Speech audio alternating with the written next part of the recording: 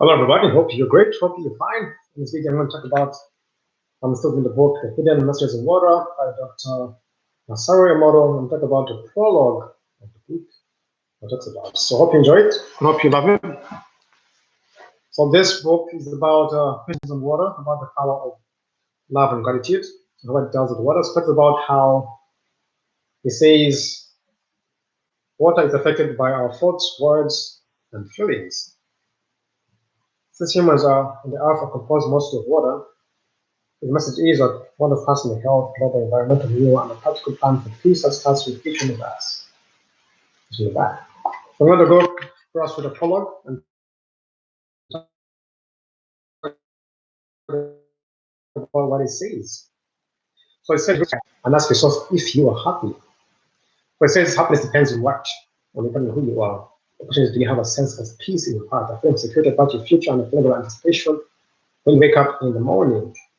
If you can call this happiness, then would you say this at the moment that you are happy right now? Are you happy? So it's saying, people will say yes, some will say, another say the life is everything that they had happy to be.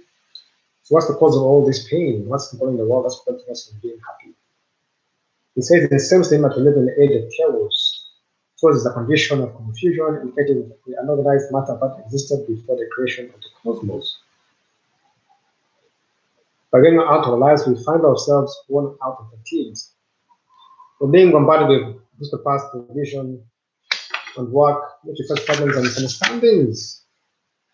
So we have so much understanding from which bombarded us by newspapers and TV, and so this becomes overwhelming. So this is what life used to be apparently when we were young. We say this point of ours is covered by with economic conflict, domestic discord, ethnic prejudice, and environmental distress, religious wars, and every other type of problem imaginable. So all the bodies about people suffering, people enjoying the suffering, people getting richer, people getting poorer, the oppressed and the oppressor switching us within a matter of seconds from the opposite side of the globe. The question is, is responsible for all this suffering? So God will say, what's the cause for all this chaos? What's the center? Who is the center of this soul? And whatever it is, it's pushing the world away from harmony and towards discord. It may be some incredible, inevitable phenomenon. So maybe it's because we live in different, we belong to some species, but we live in different acid and different skin ways where we think is bound to be different. And to make matters worse, people have difficulty accepting things that are unlike the things around them. The result is a never-ending process of troubles and suffering. Now we're back where we started. We said, in fact, I have found the answer, and it's just this. The average human body is 70% water. We start our life being 99% water as fetuses. When we are born, we're 90% water, and by the time we reach adulthood, we are down to 70%. If we die of old age, we'll probably be about 50% water. In other words, throughout our lives, we exist mostly as water. From a physical perspective, humans are water. When I realized this and started to look at the world from this perspective, I began to see things in a whole new way. First, I realized that this connection to water applies to all peoples. Therefore, what I'm about to say applies to everyone all over the world.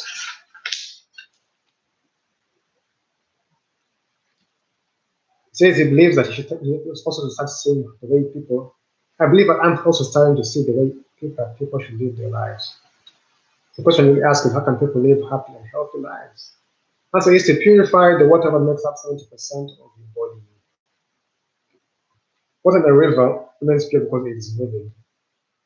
When water becomes trapped, it dies. Therefore, water must constantly be circulated. The water or blood in the bodies of the sick is usually stagnant. When blood stops flowing, the body starts to decay, and if the blood in your brain stops, it can life-threatening. So why does blood become stagnant? The same condition as the stagnation of the emotions. Modern researchers have shown that the condition of the mind has a direct impact on the condition of the body. When you are living a full and enjoyable life, you feel better physically, and when life is filled with struggles, and so your body knows it. So when the emotions flow throughout your body, you will feel a sense of joy and you move towards physical health. Moving, changing, flowing, this is what life is all about. If you consider that before become human beings, we use it as water. We get closer to finding the answer to the basic question of what a human being is.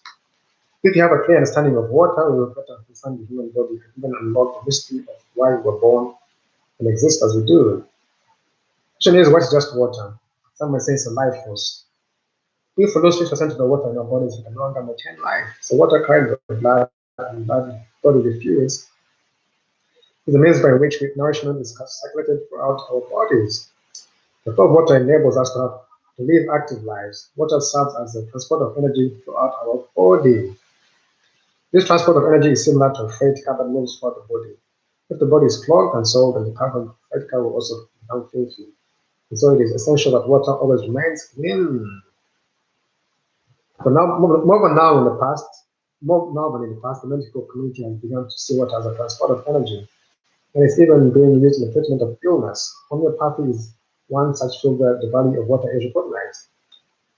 Homeopathy originated in Germany in the first half of the 19th century with the work of Samuel Hahnemann.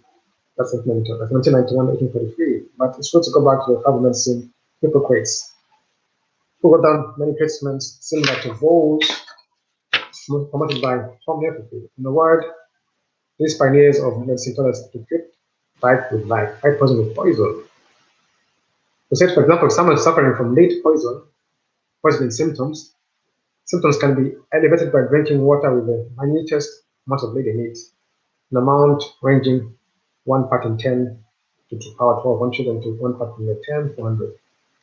At this level, the matter no longer for practical purposes remains in the water, but the characteristics of the matter do remain, and this forms the medicine for treating lead poisoning.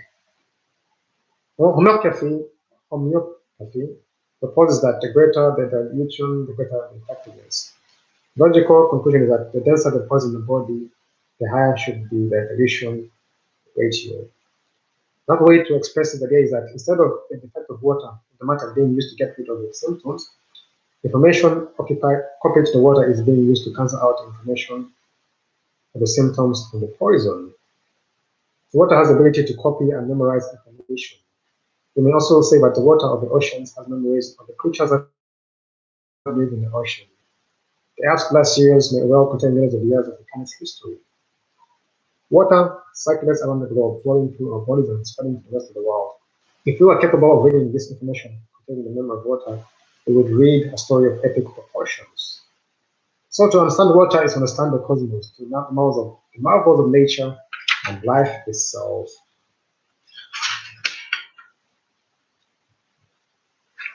So that's the prologue is a little about it, but that's a bit about the prologue.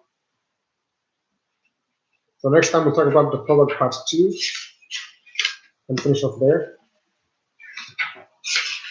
That's a bit about the book, so it's very interesting. We take water from used to water can read memory and has a memory. So you can read what is memory in the glaciers, the water. We can be able to read a sort of copy proportions. So water has the ability to copy and memorize information. It's a good book. I'll leave it for next part in the prologue. So part 2, see part 2 of the prologue in the hidden Doctors in Water. Thanks for watching and goodbye. Take care.